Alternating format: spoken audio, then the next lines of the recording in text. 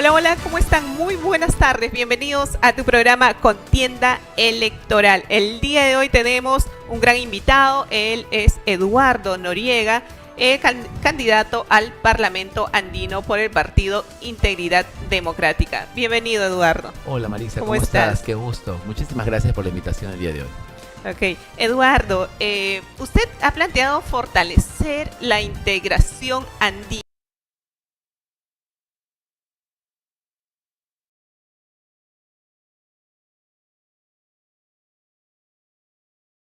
Importante porque mucha gente me ha preguntado desde que empecé la candidatura, ingeniero, ¿por qué está postulando al Parlamento Andino? ¿Qué es el Parlamento Andino? ¿No? Y hay que ir un poquito más atrás, ¿no? Hay que ir un poquito más atrás porque el Parlamento no solamente es un ente gestor, sino es parte de una integración de la comunidad andina de naciones. La población lamentablemente no tiene la comunicación adecuada, que la comunidad está dividida también por cada uno de los países miembros. Perú tiene la sede ejecutiva de la CAN. Bolivia, la sede educativa. Ecuador, la sede judicial. Chile, sí, a pesar de que sigue siendo censitario, tiene la sede comercial. Y la sede legislativa, por norma, le toca a Colombia. Y lo que busca el Parlamento Andino no es legislar como un congreso, para eso tenemos nuestros congresos, sino lo que busca es armonizar las leyes aprobadas en los 5 países, las 5 constituciones basados en los ejes temáticos de los planes de gobierno de cada país. Ejemplo, hablemos de medio ambiente, ¿no? ¿Qué estamos haciendo por los bosques en Colombia, Ecuador, Perú, Bolivia y Chile? ¿Y cuáles son las leyes que tienen vigentes? Y entonces el Parlamento lo que hace es deliberar y trabajar de la mano para buscar estrategias de gestión de que la ley se ejecute, se transparente y que llegue al beneficio de la población. Claro. Es un ente gestor. Y casi siempre no se ve el trabajo o no se nota el trabajo que hace el Parlamento Andino. Hay una deficiencia también bastante grande, Marisa. A diferencia del Congreso que cambia en cada país en ciertos grados, el Parlamento también pasa lo mismo, ¿no? O sea, se cambia de acuerdo a las elecciones y no somos de la misma tiempo, ¿no? Algunos tienen 4 años, otros 5 años, son diferentes. Entonces, por ejemplo, nosotros vamos a entrar como parlamentarios andinos el 28 de julio y ya hay un grupo que ya está y hay un grupo que va a salir antes que yo termine. Entonces, la integración lo que busca es hacer comisiones de trabajo conjunto. Lamentablemente, al hoy, la mayoría de los parlamentarios andinos que nos han tocado no han sabido gestionar la voluntad de lo que tiene que ver la normativa del Parlamento, ¿no? Han pensado que siguen siendo congresistas. Sí, y no legislar a través de gestionar lo que ya existe. Tú eres, en tu experiencia, ¿no? Eres ingeniero, gestor de innovación, lideras la propuesta de legado como métrica, enfocada en crear un mercado común andino para emprendedores. Desde esta perspectiva, ¿cómo puede el Perú aprovechar mejor la comunidad andina para generar empleo, inversión, desarrollo tecnológico? Muy buena pregunta, Marisa. Mire, para la población hay que entender algo muy claro.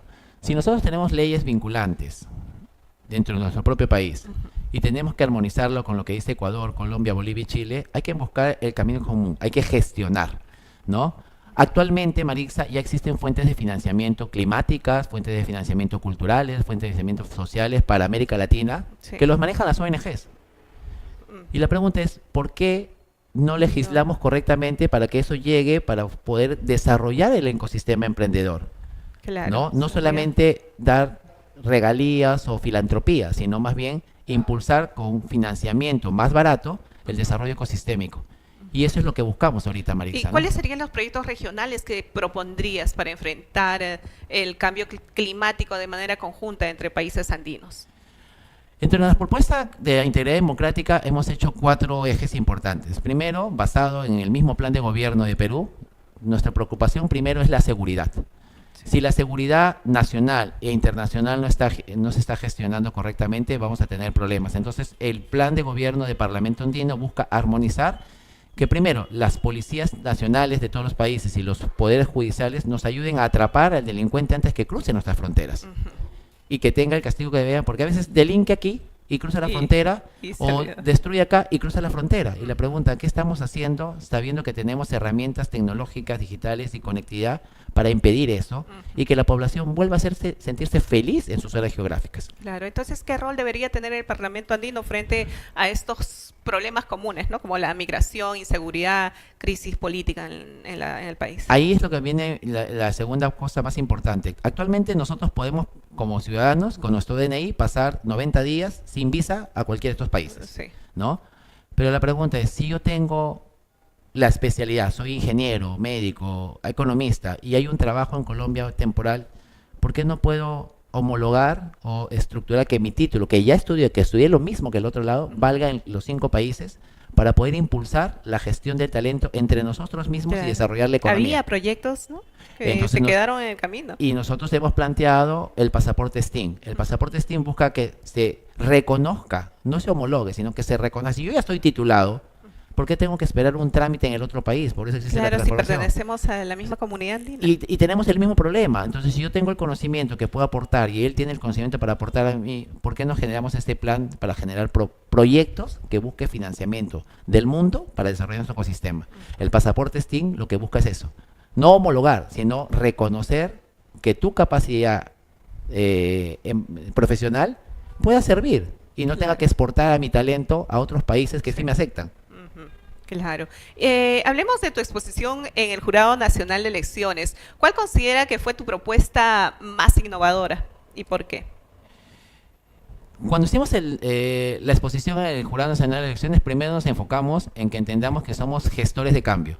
Lo que busca nuestro plan de gobierno es la ingeniería de gestión que nos permita integrar las políticas públicas de los 5 países basados en el plan de gobierno. Nosotros como Integridad Democrática estamos impulsando primero 3 pilares iniciales: seguridad, corrupción y emprendimiento. Y no llamemos emprendimiento solamente porque eres chiquito, llamamos emprendedores porque el gen de emprender para el latinoamericano es importante. Hoy puedo tener un gran negocio y mañana pasó una coyuntura política, social, económica y mi negocio cayó. ¿El empresario quebró? No, tuvo una deficiencia y al día siguiente ve qué cosa hace y vuelve Sí, a se levantarse. levanta. Y eso se llama emprendedor. No Claro. que seas chiquito o grande, Ah. sino que tienes ese gen de no me venzo ante nada. Ok. ¿Qué diferencia su propuesta de integración frente a los candidatos al Parlamento andino? A la población le quiero pedir que reconozca y que busque que todas las personas a las que vaya a decir, no solamente en el Parlamento andino, para el Senado nacional, para el Senado regional, para el diputado, escojan gente que esté capacitada para hacerlo. Yo lo que le ofrezco a la población como parlamentario es mis 25 años de experiencia financiera, climática, emprendedora, innovadora, trabajando y armonizando en el ecosistema. Hoy en día, sin ser parlamentario, ya venimos trabajando proyectos con experiencia a nivel latinoamericano desde Perú, dando soluciones para el mundo. Lo que buscamos ahora es ser ese gestor que ayude a otros actores a que podamos lograr el desarrollo ecosistémico para los 5 países. Y Tú poder tienes hacer una cambio. gran experiencia ya en el Parlamento andino, ¿verdad? Ya vengo Años. trabajando, yo he trabajado en la academia, en el sector público, en el sector privado, y hemos trabajado también en el área gremial. Y en el parte gremial, cuando estuve como director del Gremio de Emprendedores Sostenibles, me he sentado en las mesas técnicas de los ministerios, del Congreso, del Parlamento andino, para buscar cómo dar esa solución de apoyo para que no se note como un simple trámite burocrático, sino más bien gestores de acción. Y esta vinculación es lo que me permite hoy proponerme a la población y que puedan ver la oportunidad de que trabajando con integridad democrática, este escudo que ven aquí, puedan poder trabajar de la mano para generar este cambio que el país necesita. Si siempre hacemos lo mismo, Marixa, no vamos a No cambiar. vamos a cambiar. Entonces, empecemos a buscar a gestores que sí han hecho cosas buenas y propongamos que demos la oportunidad que otros puedan hacer ese cambio por el país, ¿no? Claro. El Parlamento andino suele ser cuestionado por su poca visibilidad. ¿Cómo lograría usted que tenga impacto real en la vida de los ciudadanos? Pues tengo 3 ejes muy importantes que ya vengo haciendo desde mi experiencia, ¿no? Primero, nosotros somos un ente articulador. Tratamos de salir a la mesa de las personas para poder ver cómo, en sinergia colaborativa, de resolver el problema común. Segundo, tengo la política y está en el plan de gobierno. Una de nuestras propuestas es que haga la trazabilidad digital, de que tú sepas qué está haciendo cada uno, no solo el parlamentario andino, sino todos los funcionarios públicos, qué están haciendo, porque es un servidor.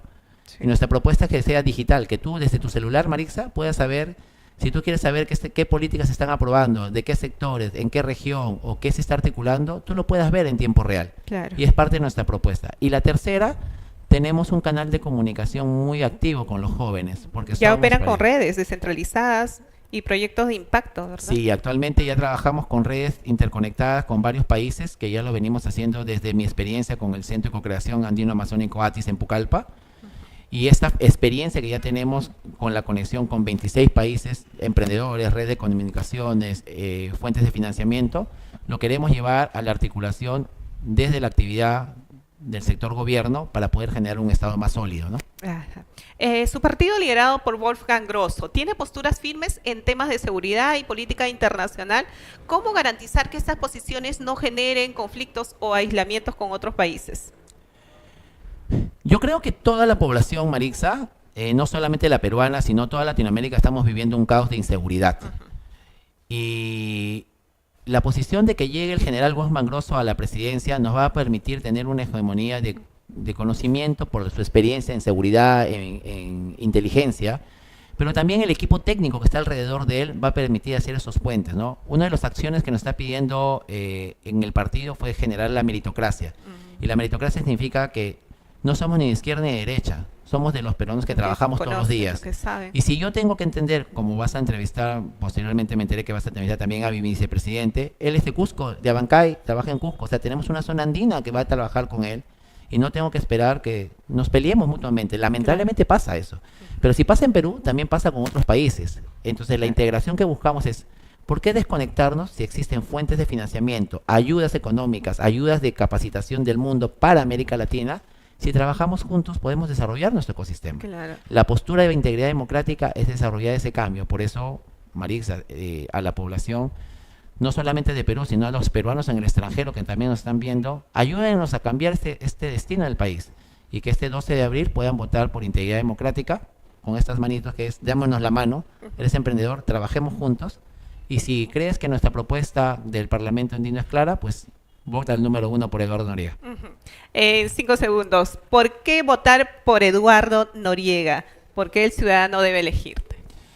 Yo estoy muy contento con los preceptos de eficacia, valentía y eficiencia del partido, porque en mis 25 años de experiencia me he enfrentado a estos conceptos a nivel de toda mi experiencia profesional.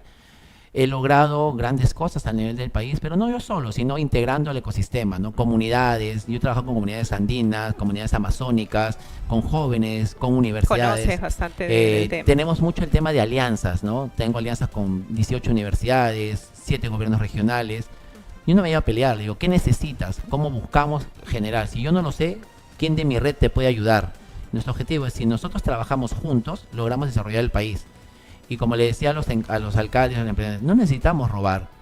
El financiamiento climático premia a los que compensan y ayudan a mejorar el clima. Imagínate, Marixa, que si tú te conviertes en alcaldesa o gobernadora y logras desarrollar y reducir la contaminación climática, el mundo te puede pagar a ti como gobernadora 1 millón de soles por haber hecho bien tu trabajo, como un premio. Claro. Entonces, ¿necesitas robar? Para nada. ¿Por qué no hacemos la Hay ventaja cosas del mundo? así que se podrían, que podrían mejorar. 175 oportunidades de bonos climáticos existen en el mundo. ¿De qué negocio tienes saber? Entonces, si tienes 175 opciones, lo que tenemos que hacer es prepararnos para lograr hacerlo bien. Y no estoy diciendo algo que te lo diga por ahorita por ser parlamentario. Ya lo venimos haciendo. Tengo 15 años impulsando la sostenibilidad en el Perú, 24 años de experiencia financiera, trabajando con los universitarios los últimos 15 años con las universidades y ya hemos hecho logros. Así que si tú crees que esto, puedes buscarnos en nuestras redes sociales, en la página web, recorre el país, recorre América Latina, recorre el mundo, exponiendo lo bello y lo bonito que es vivir en Perú. Gracias, Eduardo. Estuvo con nosotros Eduardo Noriega, candidato al Parlamento Andino con el número 1 por el partido Integridad Democrática. Gracias por acompañarnos, Eduardo. Marisa, un placer. Igualmente. Nosotros regresamos después de la pausa con más.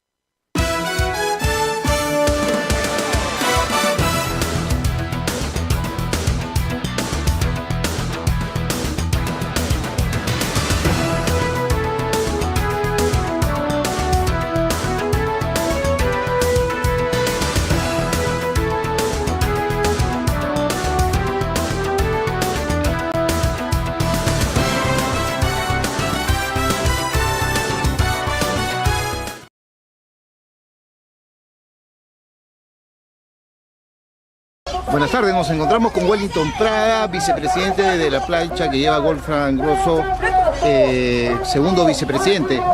Wellington, ¿cómo estás? Hola, ¿qué tal, José? Ahora están acá por Huaycán. ¿Qué haciendo por aquí? Cuéntanos. Bueno, recorriendo, escuchando las demandas de la población para ver y introducir en la plataforma de desarrollo del país. Han subido a la parte más alta de Huaycán. Bueno, es para ver cómo es la realidad. A veces cuando no caminamos desconocemos y tenemos un criterio y una apreciación muy fácil, ¿no? Y hay que tener presentes en la realidad y tener el criterio real. Muy bien, bueno, estaremos acompañándolos en todo este recorrido. No, agradecido por vuestra presencia también. Vamos recorriendo, por favor. Perfecto.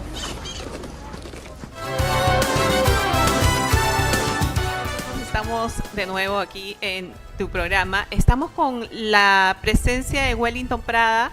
Él es candidato a la segunda vicepresidencia y al Senado por Cusco por el partido Integridad Democrática. Bienvenido, ingeniero Wellington. Buenos días, muchas gracias Marisa por el espacio y por la acogida que tenemos en esta oportunidad. Sí, le agradecemos que haya venido, bueno, para responder algunas dudas, algunas preguntas que tienen nuestros televidentes. Para empezar, usted tiene experiencia en ingeniería de sistemas y gestión de cuencas y proyectos.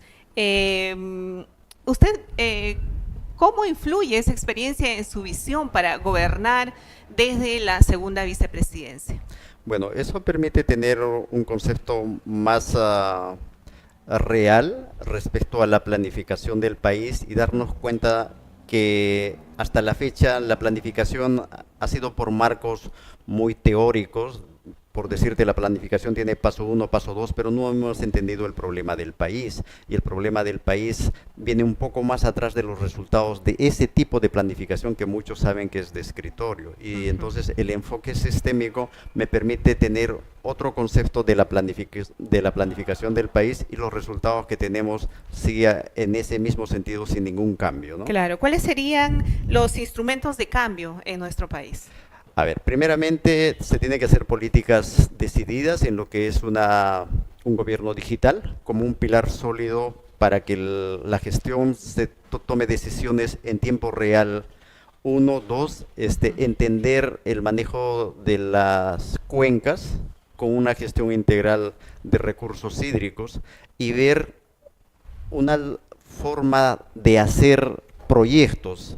Por decirte, los proyectos en el país se hacen de manera aislada, no integrada, que es como un rompecabezas. Si el rompecabezas yo armo, me debe dar como resultado desarrollo sostenible, pero cuando juntamos los proyectos del país en todas las regiones, no nos está dando el resultado de desarrollo integral.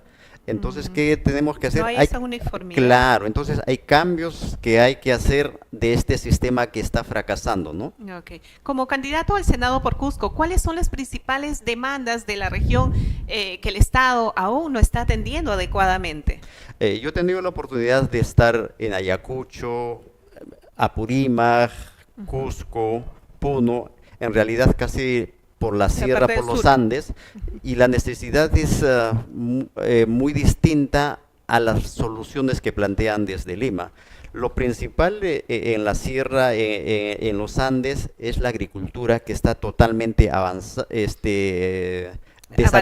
abandonada, desatendida, y entendemos una agricultura a partir, por decir, que utilice permíteme utilizar este término, de media tabla para arriba, donde está la agricultura que permite la exportación, pero de media tabla para abajo no la estamos viendo, y ese es el grueso de la población, y esos son los Andes, y ahí nacen las protestas, la falta de que el Estado haga su presencia, ¿no? Claro, no están conformes, desde ahí está la disconformidad de esas zonas, ¿no?, que son abandonadas.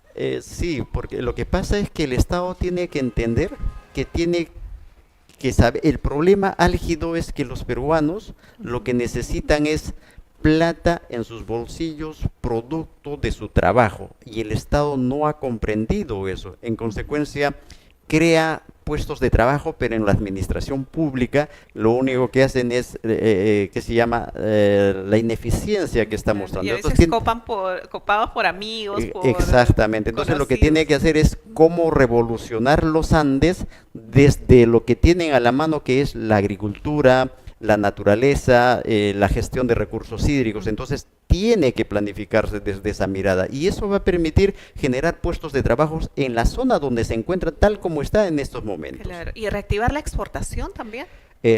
Por supuesto, cuando uno reactiva los Andes y en conjunto saca productos de calidad, introduciendo tecnología, permite insertar eso. Entonces, es una revolución como lo han hecho los incas. Ellos han utilizado los Andes.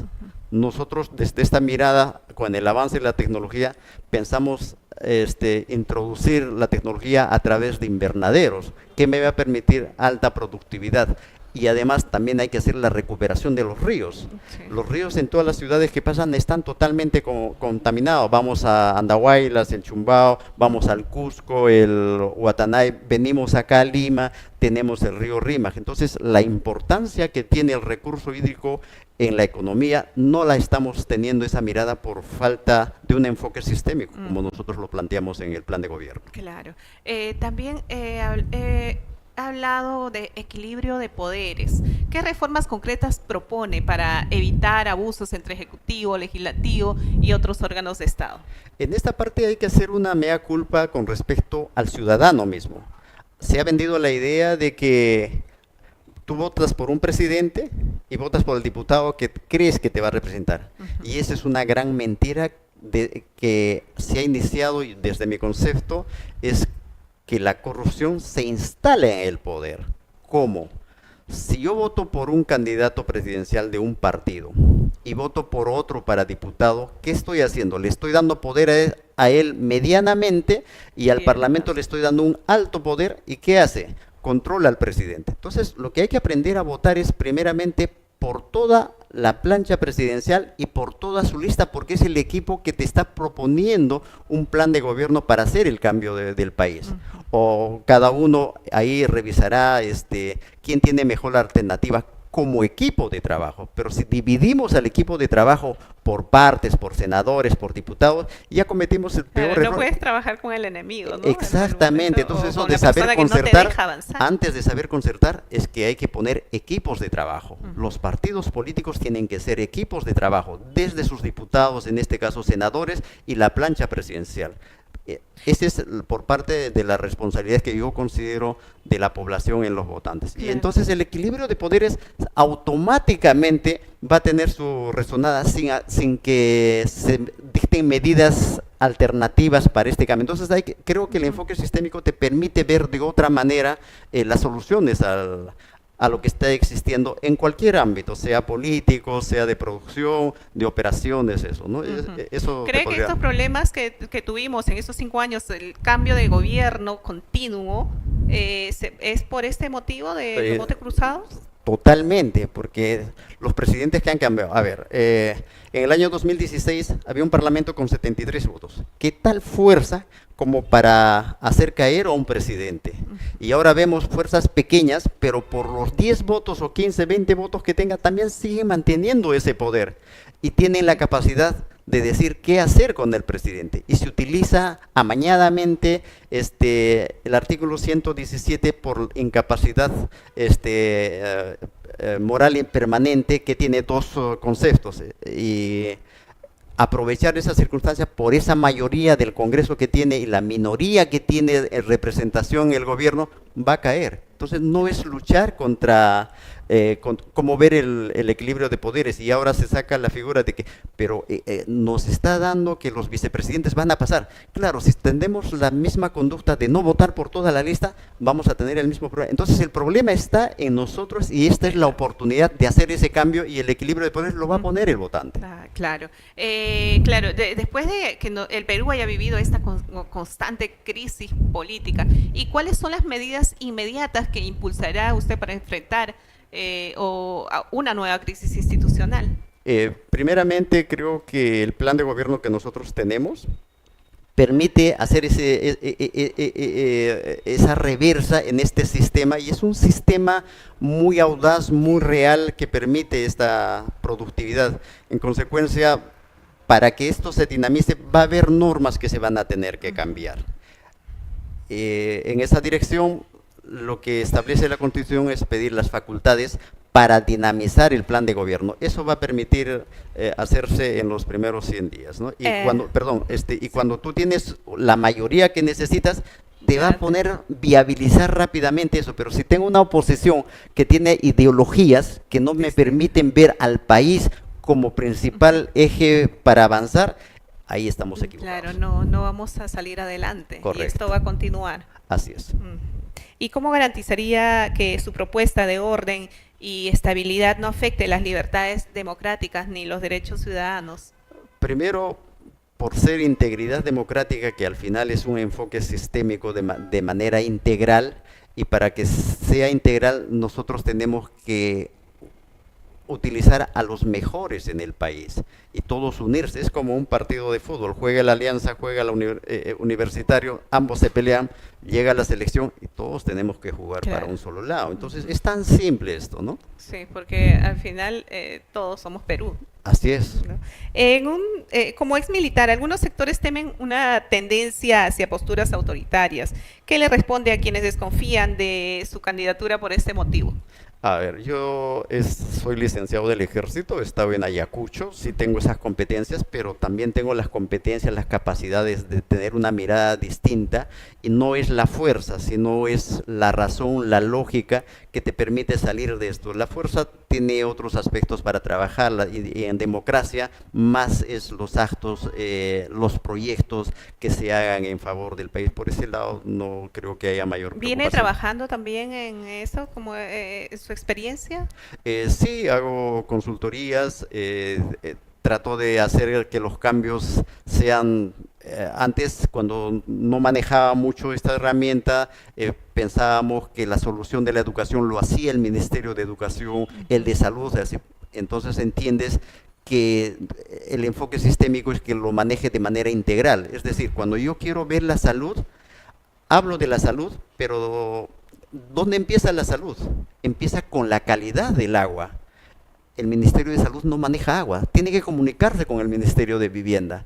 Entonces esta gestión es integral. Entonces en salud ya hemos fracasado desde el inicio de la forma que creemos que vamos a solucionar el problema. Y lo mismo pasa en la educación, lo mismo pasa en justicia y en todo, en otras áreas que maneja el Estado. Claro, falta interconexión entre. Por eso te hablo bastante de gobierno digital. Uh-huh. ¿Ya? Entonces ahora, por ejemplo, el gobierno digital se toma como la digitalización como una gran cosa. Y lo único que es, yo pongo mis documentos en digital y te puedo pasar en PDF, pero esa es una información bruta, perdón, ni siquiera es una información, es un dato y hay que trabajarlo, y eso se procesa con un sistema, con una plataforma de este tipo. Claro. ¿Cómo interpreta usted el reciente crecimiento en las encuestas del candidato Wolfgang Grosso de su Partido de Integridad Democrática?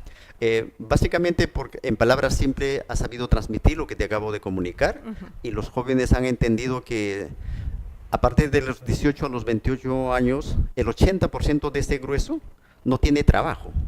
Y a razón de que, ¿para qué me sirven los estudios si no tengo un trabajo? Entonces el Estado no tiene esa capacidad de generar plata en el bolsillo a través del esfuerzo. Y de paso les piden experiencia a jóvenes. Entonces hay que estar estudiando y estar trabajando para tener la experiencia. Y es un concepto muy absurdo. Claro. Entonces desde ese punto de vista, nosotros ¿qué planteamos? Para la sierra, una vez teniendo estos elementos que te digo que son sustanciales, como el gobierno digital, como ver el ordenamiento territorial, que es sumamente muy importante. Esto tiene avanzado el país en el 50% si revisamos ese plan. ¿Qué significa? Esto es en sencillo. Tú ves la mesa y eso es el Perú. Pero en este momento se ha avanzado qué cosas se van a hacer en un 50% y no definido en los departamentos, por partes. Pero hay que verlo de manera integral. Y cuando yo agarro a un ingeniero para que me haga una construcción, él me pide cuáles son las dimensiones del terreno, hace un plano y hace la distribución de los ambientes, dónde va a ir la cocina y otros. Eso también tiene que tener el país, cosa que no existe. Entonces, este instrumento me permite decir, aquí van a hacer actividades económicas de la agricultura, de la industria, aquí va a ser la expansión urbana. Entonces, cuando tengo yo definido, yo puedo entrar con propuestas de proyectos recién, pero estamos haciendo a la velocidad del tiempo y los resultados jamás lo vamos a tener. Esa propuesta integral, cuando yo los tenga, ya tengo que pensar en una columna vertebral que es fuerte para dar trabajo, no solamente a los jóvenes, sino a todos los peruanos. Y nosotros encarrilamos ahí lo que es educación productiva. Es un concepto no nuevo, se ha hecho siempre, los países desarrollados lo han utilizado de otra forma, pero en nuestra realidad nos permite decir, ¿qué tenemos que hacer? Como te explicaba de antes, si me permites por favor, tenemos que en los colegios falta de infraestructura, los mismos docentes están mal pagados, alumnos desnutridos. Entonces dice, ¿el problema es solucionar ahí? No, el problema es empezar de cero y decir, ¿por qué hemos llegado a eso? Por falta de control del Estado, y el gobierno digital me permite hacer ese control. Claro. En consecuencia, ¿qué resultado necesito de la educación? Nuevamente jóvenes de 18 a 28 años sin trabajo, o les quiero de trabajo. Entonces el concepto de trabajo lo empiezo a trabajar desde la primaria. ¿Y cómo se hace esta educación productiva? Se les entrena, se les da el conocimiento. Lo que hacen los adultos en la agricultura, pasarlos a los niños, es decir, transmitir nuestro 10 a un gran cero de ellos. Ya desde pequeños. Desde pequeños. Entonces, en la primaria ya pueden ser emprendedores y pueden estar viendo las propuestas de emprendedor y empresario. ¿Qué mentalidad estoy sacando? Ya no como empleado, sino como empresario. Ese concepto tan simple y ponerlo en el eje de la productividad me permite hacer eso. Entonces, la educación productiva tiene bases, hay conocimientos de matemática financiera, de inteligencia artificial, me permiten ver gestión de proyectos. Eso va a servir en realidad en la vida. Sí. Esto además permite que el país sí va a tener un horizonte de industrialización. Tengo que crear capacidades, cosa que en la educación es una revolución desde esta mirada. El resultado se puede hacer en 6 meses. Empezando con pilotos justamente en Cusco, en Apurímac, en Ayacucho, donde están esperando. Insertar al joven, inserta a la familia. Un invernadero tiene una producción mínimo de 100.000 soles al año, cosa que el campesino que tiene un área de 300 metros no puede producir. Esa mirada no tiene la agricultura familiar. No. Solamente se cree que porque tienes una extensión lo puedes hacer, pero no estamos entendiendo la gestión de cuencas, el agua, no es solo los con pisos, el terreno, sino claro. Hay que Entonces, eso es una mirada con enfoque sistémico que nosotros estamos proponiendo en el plan de gobierno. Claro, y como dice, ¿no? Desde pequeños también ver, aparte de la educación, también la salud, porque hay problemas de desnutrición. Claro, lo que pasa que, como te digo, el resultado de lo que estamos viendo, lo que mal se lleva la salud, la educación, es planificar desde las consecuencias que ha hecho el Estado. Y lo que te acabo de explicar es desde las causas. Para que no me suceda, estoy previniendo desde el Estado debidamente técnica y adecuadamente planificada. Claro. Desde ese punto también veríamos la interconexión que debería tener la Policía Nacional con los hospitales, ¿no? Porque a veces hay desaparecidos y no encuentran. Los accidentes que pasan, a veces la atención no es porque no tiene un DNI a la mano y muchas cosas. Tenemos tecnología que me permite ver el rostro y lo voy a identificar, claro, si tengo la información adecuada, si estoy interconectado. Claro. En un contexto de desconfianza hacia la clase política, ¿por qué los ciudadanos deberían creer en usted y que no repetirá los mismos errores de quienes ahora se les critica? Mire, nosotros tenemos una trayectoria, particularmente yo como joven, como todos los jóvenes ahora, yo salí de mi hogar a los 17 años, me independicé prácticamente, me enrolé en el ejército. Trabajé en el Estado, en la cosa pública, en la cosa privada, y en el camino trabajando con familia, estudié y logré 2 carreras profesionales y los conocimientos de posgrado que yo tengo.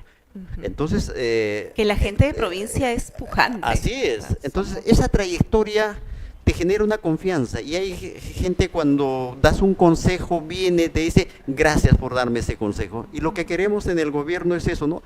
Este equipo, este grupo encabezado por Wolfgang Grosso ha logrado eso, el cambio del país. Y eso se puede revisar los antecedentes de cada uno. Venimos súper limpios, nos están echando un cargamontón como creyendo que nos van a tumbar, pero la consistencia, tenemos un mensaje, tenemos una esencia de equipo, una esencia de cómo hacer las cosas, entonces creo que eso es la mejor carta de presentación que tenemos, que la gente podrá ponderar por qué creer en nosotros y por qué creer en otros. Okay. Gracias por nos haber visitado, gracias por esta entrevista. En 5 segundos, ¿por qué el electorado debería votar por Wellington Prada como senador por el Cusco y segundo vicepresidente del partido Integridad Democrática? Primero tenemos, resumidamente te puedo decir que planteamos enfoque sistémico para un desarrollo sostenible con educación productiva basados en proyectos para la vida. Y eso, lo que te acabo de explicar, hace que hay una seriedad en sacar el país y en ese sentido pedirles a todos, revisen si esto lo que se está diciendo está en el plan de gobierno, revisen los que componen Integridad Democrática y si a nosotros quieren darnos su apoyo, marquen por toda la lista. O en su caso, marquen por la lista que les convenza, pero de manera integral. Y en este caso, obviamente, les pido que voten por Integridad Democrática. Okay. Gracias, No, gracias a ti. ingeniero Wellington Prada. Él es candidato a senador por el Cusco por Integridad Democrática. Gracias Sí, por su visita. muchas gracias también. Nosotros volvemos con más después de la pausa.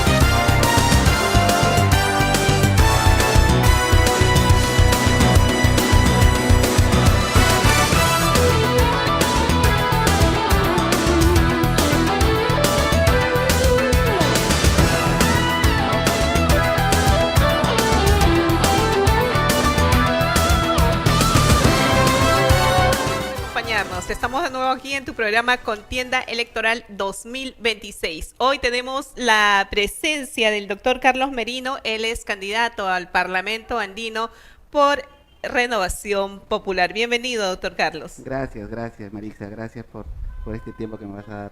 Okay. Doctor Carlos, ¿qué le motiva a postular al Parlamento Andino? ¿Y cómo cree que su experiencia en salud y derecho aportará a este espacio internacional? Bueno, ante todo, buenas tardes. Y lo más importante es decir o explicarles un poco qué es el parlamentario andino, a qué se dedica, ¿no? Sí, porque no se conoce no se mucho conoce. Y ayuda bastante a los diputados y senadores, ¿no? Que van a integrar o vamos a trabajar de la mano.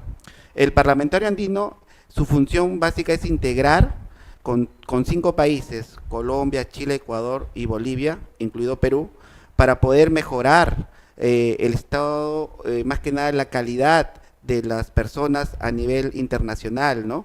Como podemos ver, esos países se hace una mesa de trabajo para poder intercambiar costumbres, culturas, nuestros recursos, ¿no?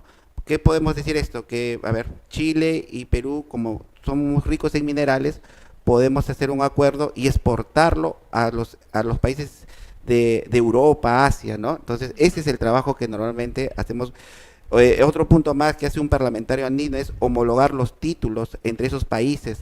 Por ejemplo, un chileno puede venir acá a estudiar, pero ya teniendo un convenio con Chile y Perú, para que ese título no sea una burocracia, sino sea más rápido, ¿no? Claro. Y puede incorporarse, trabajar como una persona, a laborar con nosotros, Claro, ¿no? si estamos en la misma, ¿no? Claro, los países que la integran el integración, Parlamento Andino, claro. Entonces podría ser más fácil, ¿no? Todo es más conseguir un trabajo en otro país y uno claro. desea irse a vivir a otro país. Claro. O bueno, dentro de los que están en el Parlamento Andino. O también solamente viajar con el DNI, ya no necesitar un pasaporte, pues, Claro, ¿no? Claro, sí. entonces todas esas cosas, esa es la función del parlamentario andino, donde propone entre esos países, con nuestros países hermanos, para poder hacer una mesa de trabajo y a través de nuestros senadores y diputados hacerlo realidad. Pues, Okay. ¿Cuáles son sus principales propuestas para fortalecer la integración entre los países de la comunidad andina? Mira, mejorar la educación de los inmigrantes acá o también los inmigrantes que están allá en otros países,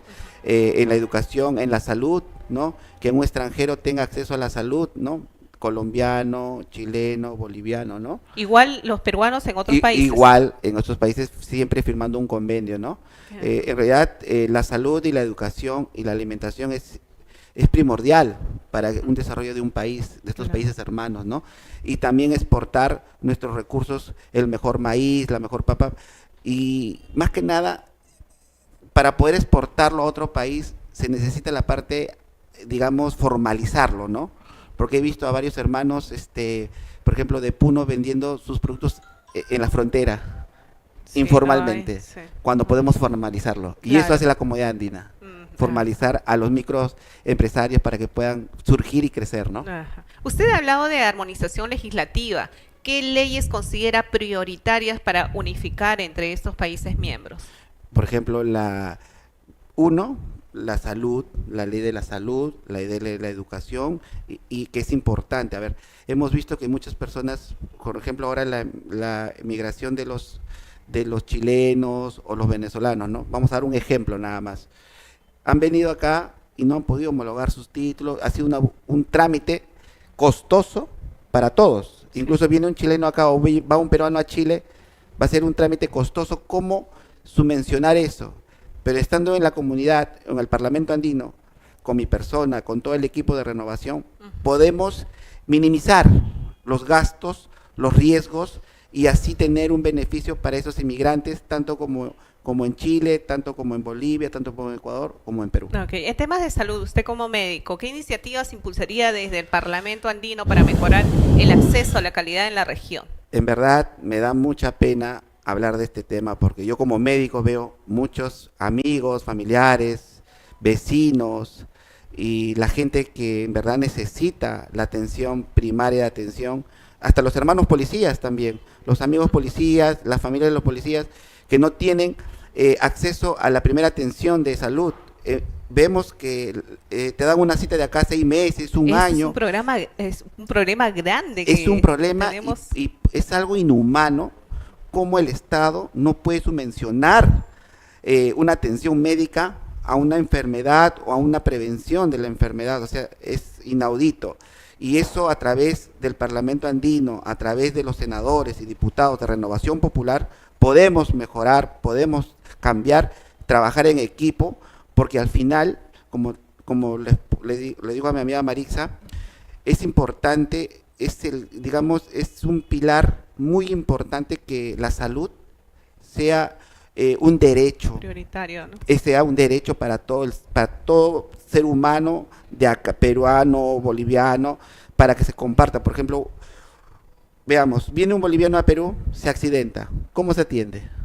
No tiene que buscar sus propios recursos, de lo que iba a visitar. De repente, por ejemplo, tú vas a otro país europeo, un turista lo atienden gratis, porque eso lo hace la comunidad andina, el Parlamento andino. Entonces, nosotros podemos afianzar, podemos mejorar. Yo soy uno de los fundadores de los hospitales de la Solidaridad. Conozco ese sistema que es muy viable. Y nuestro compromiso con nuestro presidente Rafael López Aliaga es abrir un hospital, 2, 3 hospitales en cada distrito, en cada provincia, en cada departamento, porque te merecen desembalsar todas las consultas de primer nivel que están ahí amontonadas, que de acá se hizo hasta un año hemos visto citas que dan a los pacientes. Y hay distritos que tienen un solo hospital, por ejemplo San Juan del Lurigancho, que es un distrito muy grande y cuenta con un solo hospital. ¿Qué es lo que pasa en ese sentido? Explicarles un poquito, porque es importante, hermanos que me están viendo, que sepan que Rafael López Aliaga va a cambiar eso. ¿Cómo? Poniendo hospitales de primer nivel, segundo nivel, tercer nivel. El primer nivel es para la atención más básica, segundo nivel la atención media y la cuarta nivel para las cirugías. Entonces, ¿qué tenemos que hacer? Esos hospitales grandes que tienen toda la capacidad solamente tienen que dedicarse a cirugías. Y el primer nivel son las consultas ambulatorias especializadas, endocrino, gastro, ginecología, traumatología, todas las especialidades que normalmente están en los hospitales grandes, pero eso es lo que le quita tiempo a nuestros médicos. Y también decirles a nuestros hermanos que nos están viendo que un paciente es impaciente cuando va a un hospital. Y también quiero decirles algo muy importante para no alargar, que si un paciente va a un hospital no merece tratarse mal. ¿Por qué? Porque viene con dolor. Ya viene con esa carga, ¿no? Viene con una preocupación, que no puede trabajar, y que el médico lo trate mal, es algo inhumano, señores.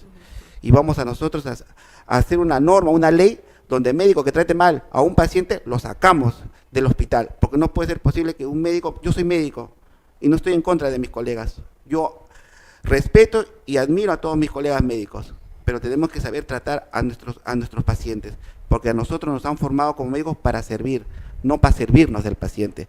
¿Por qué? Porque ¿qué hacen? El tomógrafo está malogrado, váyase al frente a tomar, y como allá pagan y tienen una comisión, no sé quiénes, y eso perjudica al paciente, porque el paciente tiene que salir de su hospital, cruzar la pista o irse a 10 cuadras o irse a otro lugar, tomarse la tomografía y recién traerlo. Y con los dolores. Y con los dolores, con su propio recurso, cuando el Estado tiene dinero para subvencionar todo eso. Hermana Marisa. Ok, sí. Hablábamos que muchos ciudadanos no conocen bien el rol del Parlamento Andino al iniciar la entrevista. Claro. ¿Cómo acercaría esta institución usted a la población? Nuestro trabajo con Rafael López Aliaga, nuestro presidente, es promover, hacer publicidad, nosotros ir al campo, hacer un plan de trabajo donde la administración vaya al campo, no que el campo venga a nosotros, que las personas vengan a nosotros, sino nosotros hacer un trabajo de hormiga, que nuestro presidente Rafael López Aliaga nos ha dicho claramente. ¿Y qué dijo? El Parlamento Andino tiene que trabajar. Si no fomenta recursos, si no trae cosas para el Perú, lo va a desintegrar, lo va a deshacer, y eso no podemos permitir, porque la integración del Parlamento Andino es muy importante para poder nosotros salir al mundo y el Perú conozca, así como la comida, así como el mejor maíz, así como nuestros minerales, así como la educación. Tenemos muy buenos profesionales, muy buenos médicos, muy buenos profesores, que ellos deben estar exponiéndose en otros países europeos o en otros países de Sudamérica. Claro. Eso es lo que tenemos que hacer. La gente tiene que conocer el trabajo que hace el Parlamento. Claro. También. En realidad, no me gusta hablar de las personas que no están presentes, pero el Parlamento que está saliendo ahora no ha hecho nada por el Perú. Y Rafael López Aliaga y el equipo de Renovación Popular vamos a cambiar, porque Perú, potencia mundial, como dijo Rafael López Aliaga, nuestro presidente del Perú. Ok. Renovación Popular ha sido cuestionado por posturas conservadoras. ¿Cree que esto podría limitar acuerdos con países que tienen visiones políticas distintas? Lo que pasa es que, a ver, es importante siempre el amor, la familia, los derechos del ser humano, tenemos que respetarlos, hermanos. No podemos ver que una persona mate a otra persona, ese es inhumano, eso no lo permite ni la Biblia. Entonces, tenemos que ser claros y precisos. Si queremos cambiar, tenemos que cambiar y cortar todo de raíz. ¿Qué quiere decir eso? Que los derechos humanos se deben respetar, uno, que la alimentación debe ser un derecho, que la educación también, porque eso va a ayudar a que el país salga adelante y se desarrolle. Pero como dice nuestra hermana, ¿no? Nuestro principio, nuestro línea es los valores, los principios y el amor y la familia, que es lo más importante que tenemos que ver. Una madre, como dice nuestro presidente Rafael López Aliaga, siempre va a velar por su hijo, y un país debe velar por el pueblo, porque ellos son los que necesitan más. Y nosotros, Rafael López Aliaga y Carlos Merino, con el Parlamento Andino número 4, hemos venido a servir al pueblo, no a servirnos de ellos. ¿Qué lo diferencia de otros candidatos a Carlos Merino? En la verdad, yo soy un empresario, médico, abogado.